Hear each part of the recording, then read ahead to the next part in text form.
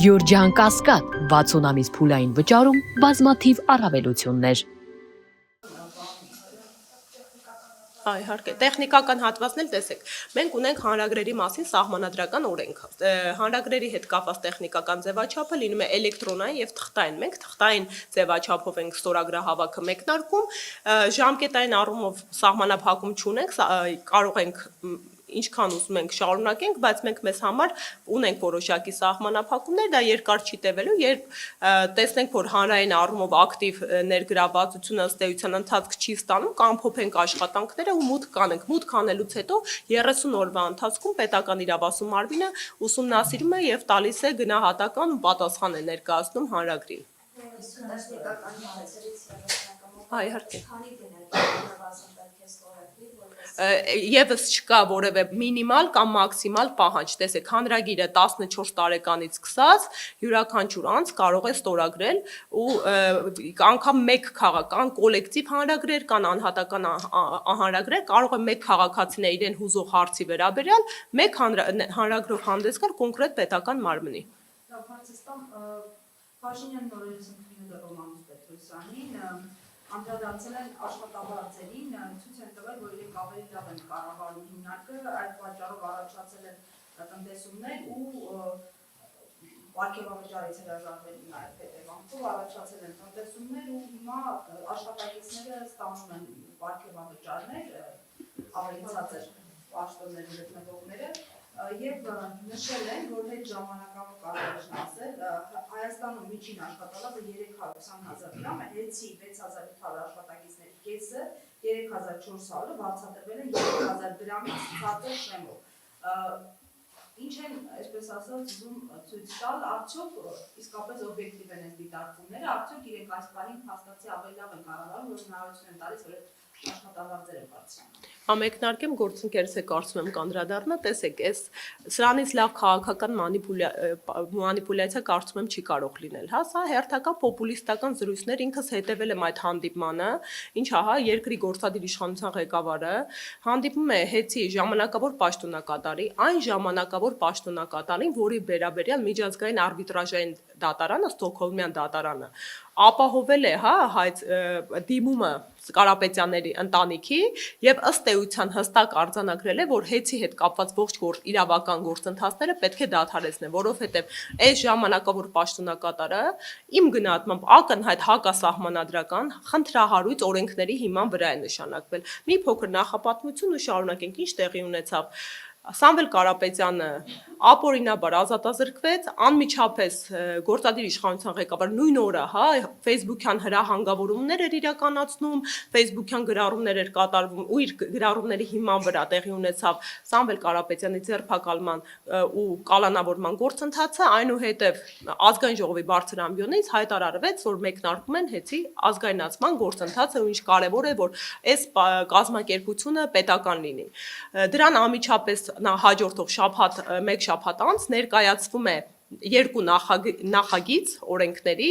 էներգիայի մասին եւ հանրային ծառայությունների կարգավորող հանձնաժողովի մասին օրենքներում փոփոխություններ, լրացումներ են կատարում, այդ նախագծերի վերաբերյալ կառավարությունը ըստ էության բացասական եզրակացություն է տվել։ Հաշվի չեն առնում այդ շուրջ 10-ի հասնող լրջագույն դիտողություններն ու առաջարկությունները, արագացված կարգով 24-ժամյա ռեժիմով ընդունում են այս օրենքները, որոնք կրկնում եմ ակնհայտ հակասահմանադրական են, որովհետեւ բացի այն, որ Սամվել Կարապետյանի անձնական անձեռնմխելիության իրավունքն է խախտվում, ապօրինի անազատության մեջ հայտնում, նաև սեփականության իրավունքն է մեր երկրում թիրախավորվում։ Մեր սահմանադրությունը այո ունի սեփականության իրավունքի սահմանափակման երկու դեպքեր։ Սա երկուսից որևէ մեկը չէր եւ այդ ընթացակարգի արդյունքում հիմնարար սեփականության տնտեսական իրավունքը ոտնահարելով օրենքները ընդունում են, դրա հիման վրա արդեն սեփականատերերը դիմում են միջազգային արբիտրաժ, հայցի ապահովումը բավարարվում է, ասում են, որ դուք այսպիսի ձևաչափով իրավունք չունեք գործընթացը շարունակել, Հայաստանի Հանրապետություն։ Ինչ է անում մեր կառավարությունը, մեր կառավարությունը անտեսում է հղում կատարելով ներքին օրենսդրության հանրային շահդրույթին, որը ըստ էության ծայրահեղ միջոց պետք է լիներ, ու արդյունքում անտեսելով շարունակում է հեցի նկատմամբ գործընթացները։ Հիմա ներկայումս մենք հանգրվանել ենք այնպիսի իրավիճակի, սա էլ ասեմ, որ Բոլորս հիշում ենք, հա, սա եւս քաղաքական մանիպուլյացիա, ես կհրավիրեի ձեր ուշադրությանը։ Այս իշխանությունը եւ կոնկրետ պաշտոնատար անձը, որը հիմնավորում էր, թե ինչքան կարեւոր է, որ հեծը ազգային լինի, հիմա իրանք տարբեր ամբիոններից ու հարթակներից քննարկում են հեծի այլ սեփականատեր գտնելու, մասնավոր գտնելու հարցը։ Այսինքն ունենք իրավիճակ, որ կոնկրետ իրենց հակասում են իրենց հայտարարություններում եւ գործընթացներում։ Երկրորդ, հանդիպումը տեսանյութը, որտեղ վարչապետը եւ հեծի ժամանակավոր պաշտոնական կառավարիչը հանդիպում են։ Սա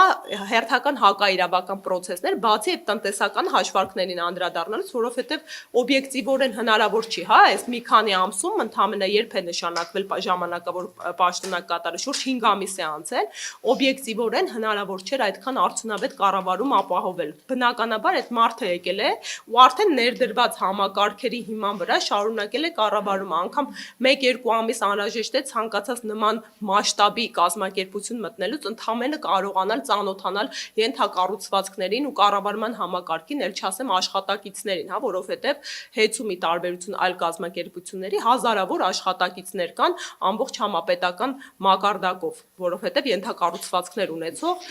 ցանցային համակարգ է։ Ու բնականաբար այդ